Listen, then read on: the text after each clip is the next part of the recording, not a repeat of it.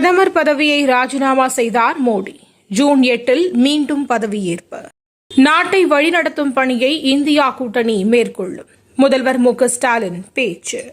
தேசிய ஜனநாயக கூட்டணியுடன் பயணிப்பதில் உறுதியாக இருக்கிறேன். சந்திரபாபு நாயுடு விளக்கம். திராவிட கட்சிகளின் தோளில் ஏறாமல் வளர்கிறது பாஜக.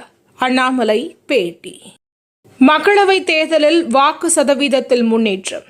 மாநில கட்சியாக அங்கீகாரம் பெற்ற நாம் தமிழர் கட்சி. பாஜக கூட்டணியை முறித்திருக்கக்கூடாது. இபிஎஸ்க்கு எதிராக பொங்கிய மூத்த தலைவர்கள். இந்தியா கூட்டணியை ஆட்சி அமைக்க விட வேண்டும். பாஜக எதிரணியாக அமர வேண்டும். பாஜக மூத்த தலைவர் சுப்பிரமணிய சுவாமி கருத்து.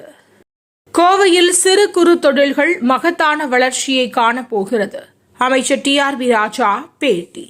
நீட் தேர்வு 2024 தேசிய சராசரியை விட தமிழகத்தில் அதிக சதவீதம் தேர்வு.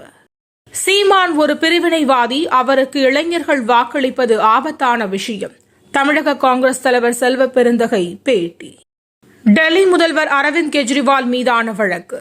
இடைக்கால ஜாமீன் வழங்க நீதிமன்றம் மறுப்பு.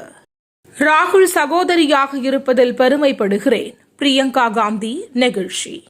தன்னை ராஜா என அழைக்கும் அமித்ஷா ஒவ்வொரு கதவையும் தட்டி கையேந்தி நிற்கிறார்.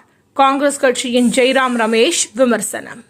போதிய பயணிகள் இல்லாததால் இலங்கைக்கு ஒரே நாளில் 4 விமானங்கள் ரத்து.